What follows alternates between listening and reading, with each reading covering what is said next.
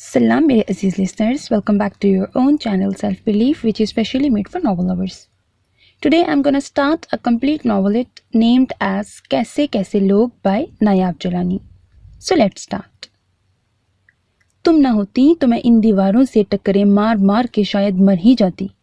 कौन है अपना जो एहसास करे, दुख सुख बांटे। अगर बीमार हो जाऊं तो कोई पानी पिलाने वाला नहीं होता। मोहसिन बेचारे सारा दिन ऑफिस में सर खपा कर आते हैं और फिर घर के फैलावे को भी उन्हें ही समेटना पड़ता है। अलमास बाजी सर पे दुपट्टा बांधे इंतहाई दिक्कत भरे लहजे में कह रही थीं। नादिया की आंखों में ये मोटे मोटे आंसू भर आए, बाजी की बेबसी के एहसास से। उसने मोहब्बत से उनका हाथ दबाया। मैं हूं ना, तुम हो, इसीलिए तो आराम से बिस्तर तोड़ रही हूं, वरना बुखार में भी कहाँ चैन था। बच्चे, घर और तुम्हारे भाई जान की चीख चीख मजीद बेहाल कर देती थी मुझे। उन्होंने भी जवाबन उससे बढ़कर मोहब्बत का मुजाहरा किया। नादिया उन्हें आराम की तलकीन करके किचन में चली गई।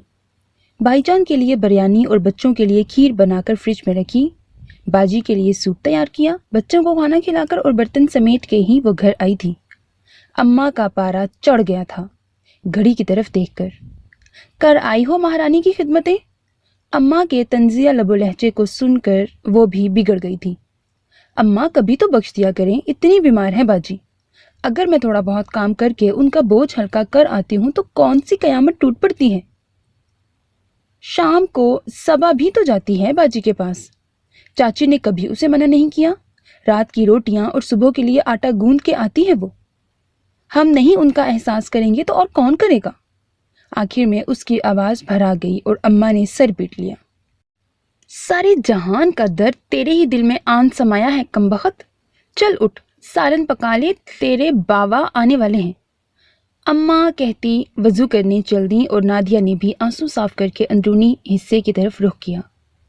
अलमास बाजी उसके ताया की इकलौती बेटी थी। 2 साल पहले ताया जी भी चल बसे तो बाजी हमेशा के लिए ताया जी के मकान में रहने के लिए आ गई थी। बाजी के आई गोया बाहर ही उतर आई थी। उनके दिलों में सबा और नादिया दोनों ही घर के काम काज से फारिग होकर बाजी के पास आ जाती। बाजी की चटपटी बातों और रंगारंग शगुफों में वक्त गुजरने का एहसास ही नहीं होता था। बाजी अपने बचपन, लड़कपन और कॉलेज के किस्से खूब मजे ले लेकर सुनाती और उनके कहकहों के फवारे फूट पड़ते। बातें भी होती रहती और उनके हाथ भी चलते रहते। इधर काम खत्म होता था और उधर बाजी को नींद के मीठे झोंके आने लगते। वो आराम करने के लिए अपने कमरे में घुस जाती थीं और ये दोनों अपने घरों की तरफ चल पड़ती। अम्मा को उसका अलमास बाजी की तरफ भाग भाग कर जाना और 24 में से निस्फ घंटे उधर घुसे रहना पसंद नहीं था। और जब से उसने नजफ भाई का लाया हुआ रिश्ता ठुकराया था, अम्मा के माथे के बल ही कम नहीं होते थे। वो लापरवाही से अम्मा की झुड़कियां सुनती रहती। उस दिन भी अम्मा किसी की अयादत के लिए गई थी तो वो दरवाजे लॉक करके बाजी की तरफ आ गई। गेट पर ही तारिक से सामना हो गया था। वो उसे देखकर खिल उठा, जबकि नादिया ने खूनख्वार नजरों से उस कबूतरी को घूरा और धप धप करती अंदर की तरफ बढ़ गई। तारिक ने हाथ में मौजूद कबूतरी की पुष्ट पर हाथ फेरा और ज़ेरे लब मुस्कुराता हुआ सीढ़ियां चढ़ गया था। नादिया को अलमास का देवर जरा पसंद नहीं था। आवारा और निकम्मा सारा दिन कबूतरों की सेवा के बहाने छत पर चढ़ा आंखें सेकता रहता था। भला बाजी को क्या जरूरत थी इस नमूने को साथ लाने की। उसने तनफ्फर से सोचा और बाजी को आवाजें देती दूसरे सहन में आ गई। बाजी अचार के लिए आम काट रही थी। उसे देखकर दिलकशी से मुस्कुराई। अरे, अभी मैं तुम्हें याद ही कर रही थी। इसे कहते हैं दिल से दिल को राह होना। उन्होंने इत्मीनान से उसे चाकू पकड़ाया और तख्त पर ढेर हो गईं। बाजी, आप तारिक को क्यों लाई हैं इधर? आम काटते हुए उसने सरसरी लहजे में पूछा। बाजी ने भरपूर अंगड़ाई लेकर उसे देखा। तारिक बहुत अच्छा है नादिया, इतने काम करता है। बाहर के सब्जी, गोश्त, आटा, दालें सब कुछ यही लाता है। मैं बाजार जाऊं तो फिर 2 दिन चारपाई से उठ नहीं पाती। उनकी तफसील से बताने पर नादिया ने सर हिलाया था। थोड़ी देर बाद बच्चे स्कूल से आ गए। नादिया ने ऊँघती हुई अलमास पर नजर डाली, बच्चों के स्कूल बैग संभाले और फिर तीनों को बारी बारी नहलाया। जब तक बाजी उठी वो बच्चों को खाना खिला चुकी थी। बाजी की تشکر کے احساسات سے آنکھیں نم ہو گئیں۔ مجھے تم پر فخر ہے نادیہ، تم بہت اچھی بہن ہو۔ باجی کے محبت بھرے ان چند لفظوں نے اسے ہواؤں میں اڑا دیا تھا۔ تعریف کسے بری لگتی ہے، اور پھر باجی تو دل کھول کر مقابل کو سراہتی تھیں۔ انہوں نے اس کی ان پوشیدہ خوبیوں کی بھی تعریفیں کی تھیں جو کہ نادیہ کی نگاہوں سے بھی اوجھل تھیں۔ ان تعریفوں کا کچھ تو حق ادا کرنا تھا۔ اس نے مشین لگا کر ہفتہ بھر کے کپڑے بھی دھو دیے۔ سچ نادیہ، جو بات تم میں ہے وہ صبا میں بالکل نہیں۔ وہ بہت باتونی لڑکی ہے، جبکہ تم انتہائی کم گو، معصوم، نازک اور خوبصورت لڑکی ہو۔ جس گھر میں بھی جاؤ گی اجالے بکھیر دو گی۔ ہر طرف بڑا ہی خوش نصیب ہوگا تمہارا ہم سفر، جسے تم جیسی دلکش اور منموہن سی دلہن مل جائے گی۔ مجھے تو جالسی فیل ہو رہی ہے اس بندے سے، الماس نے اس کی تھوڑی چھو کر نہایت ہی دلار سے کہا تھا۔ نادیہ کا چہرہ شرم سے لال پڑ گیا۔ باجی کے الفاظ من میں گھنٹیاں بجانے لگے تھے۔ گھر آ کر اس نے کتنی ہی مرتبہ بغور آئینہ دیکھا۔ اماں اسے آئینہ کے سامنے کھڑے دیکھ کر حیران رہ گئیں۔ کیا شکل بدل گئی ہے جو یوں دیدے پھاڑ پھاڑ کے گھورے جا رہی ہو شیشے کو؟ اب بس بھی کرو حسن آرا۔ اماں آپ بھی نہ۔ اس کے خوابوں کا محل دھڑام سے گرا تھا۔ وہ تو نہ جانے کہاں سے کہاں پہنچ گئی تھی ان چند لمحوں میں۔ اماں نے اسے حقیقت کی تلخ دنیا میں لاپٹکا تھا۔ وہ چڑ کر سامنے سے ہٹ گئی۔ آسمان پر اچانک ہی کالے کالے بادل چھا گئے تھے۔ موسم کے تیور دیکھ کر اس نے سرت سے کچن میں بکھری چیزیں سمیٹی، چوزوں کو ڈربے میں بند کیا، کپڑے اتارے اور پھر سبزی لے کر تخت پر بیٹھ گئی۔ نادی، اماں نے اس کے قریب بیٹھتے ہوئے بڑے پیار سے کہا تھا۔ وہ بھی اماں کے بدلے بدلے لب و لہجے کو سن کر چونکی۔ کاظم کی ماں آج پھر آئی تھی۔ میں نے سوچنے کے لیے وقت مانگا ہے۔ دیکھ بیٹی، میں تیری ماں ہوں، اچھا ہی سوچوں گی نا تیرے لیے، اور پھر لڑکا بہت اچھا ہے۔ اس کی ماں کو نیک کرانے کی، پیار کرنے والی بچی چاہیے۔ میلاد میں دیکھا تھا انہوں نے تمہیں، بہت پسند آئی ہو تم کاظم کی بہنوں کو، اسی لیے تو انہوں نے دہلیز پکڑ رکھی ہے ہماری، ورنہ کاظم کے لیے رشتوں کی کمی تو نہیں۔ خوبصورت ہے، پڑھا لکھا، اتنی اچھی نوکری ہے اس کی۔ نجف کہہ رہا تھا کہ خالہ اس سے بہتر رشتہ نہیں مل سکے گا ہمیں اپنی نادی کے لیے۔ اماں، آپ کو کیا جلدی ہے مجھے اس گھر سے نکالنے کی؟ ان کی پوری بات سن کر وہ غصے سے بولی۔ اماں نے خفگی سے اسے گھورا۔ تیری عقل گھاس چرنے چلی گئی ہے۔ اس نے سبزی کی ٹوکری اٹھائی اور باورچی خانے میں گھس گئی۔ اماں نے اس کے تیور دیکھ کر سر پیٹ لیا۔ اگلے دن وہ صبح صبح ہی باجی کی طرف چلی گئی تھی۔ باجی کے پوچھنے پر اس نے اماں کے ارادے سے آگاہ کر دیا۔ باجی نے تعصب سے سر ہلایا۔ صاف انکار کر دو نادیہ، تم کہاں اتنی لمبی چوڑی سسرال کو بھگتاتی پھرو گی؟ 7 نندیں، اللہ کی پناہ۔ الماس نے کانوں کو ہاتھ لگاتے ہوئے اسے دہلایا۔ اماں میری بات کہاں مانے گی؟ وہ آہستگی سے منمنائی اور سلیب پر رکھا ہرا دھنیا نوچنے لگی۔ میرا تو دل تمہیں ہمیشہ کے لیے اپنے پاس رکھنے کو تھا، تم سے دوری کا خیال ہی آسردہ کر دیتا ہے مجھے، مگر اب۔ الماس کی آواز بھیگ گئی تھی، جبکہ نادیہ نے بھی کچھ چونک کر انہیں دیکھا تھا۔ انہوں نے پیاز کاٹ کر آنسو صاف کیے۔ اف، میں بھی کن باتوں میں الجھ گئی ہوں۔ گھڑی کی طرف دیکھ کر انہوں نے ماتھے پر ہاتھ مارا۔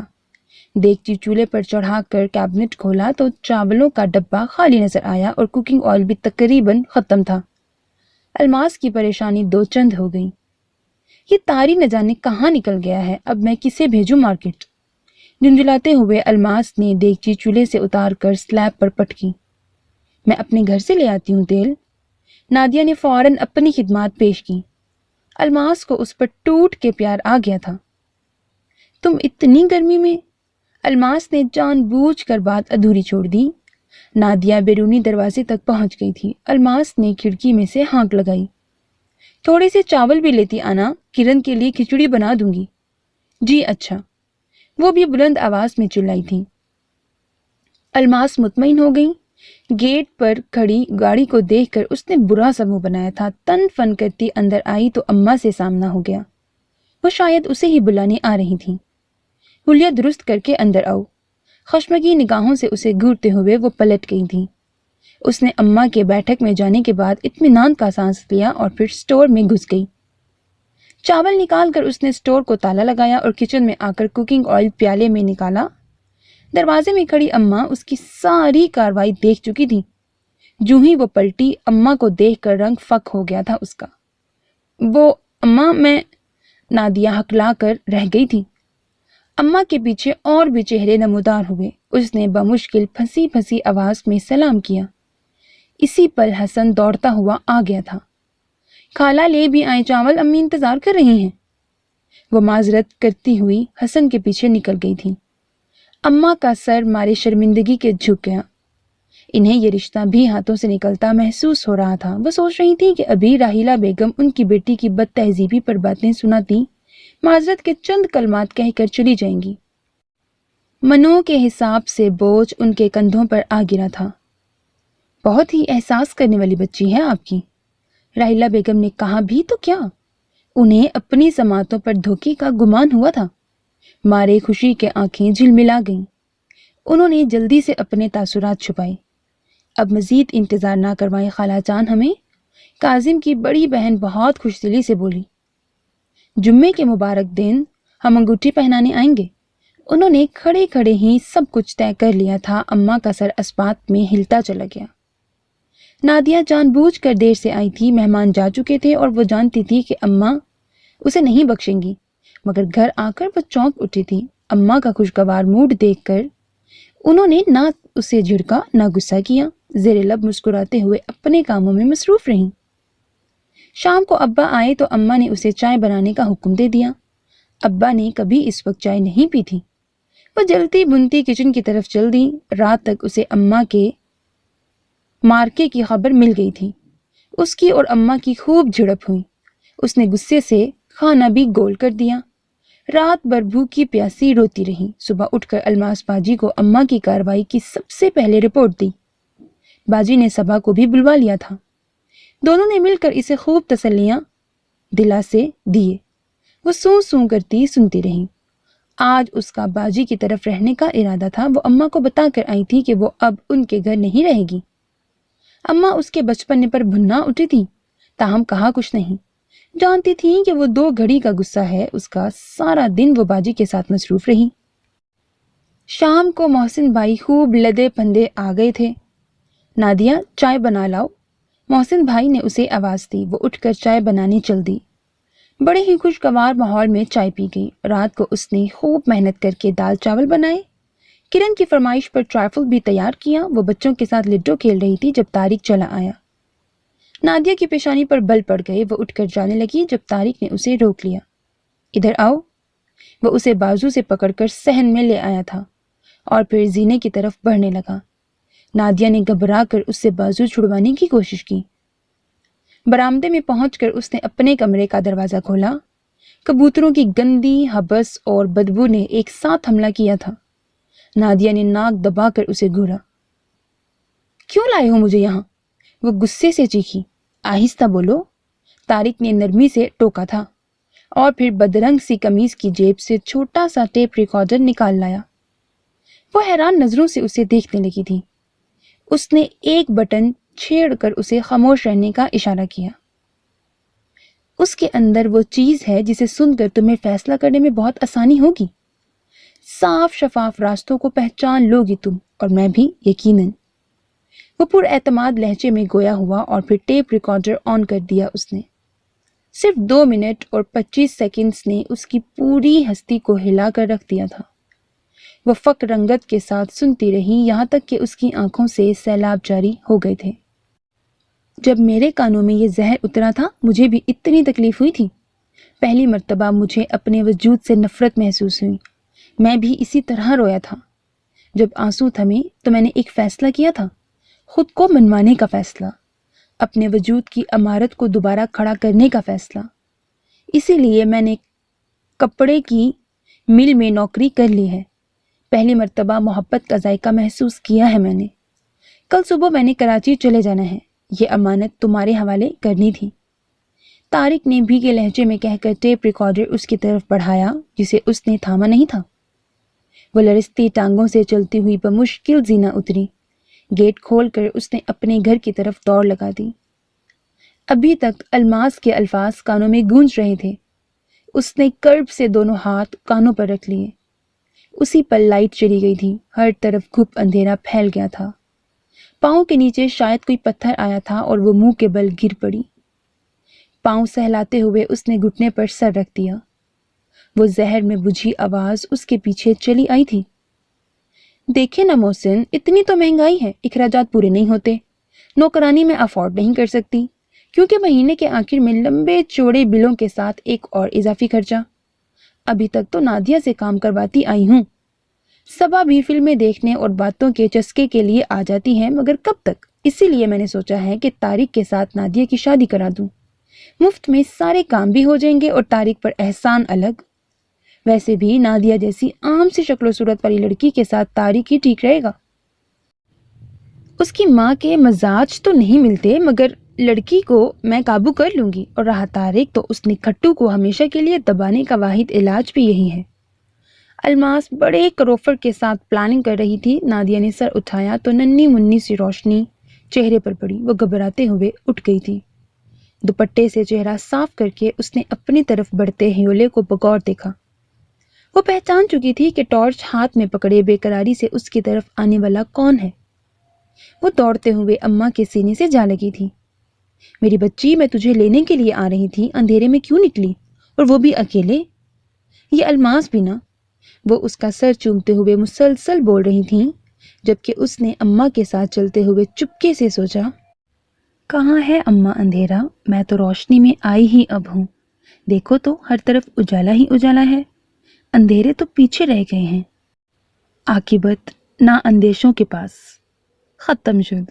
چونگا مونگا تھا یہ novel. So many listeners, that was the end of the novel کیسے کیسے لوگ by نایاب Jilani. Hope you like it. اپنا بہت خیال رکھیے گا نیک تمناؤں کے ساتھ۔ اللہ حافظ۔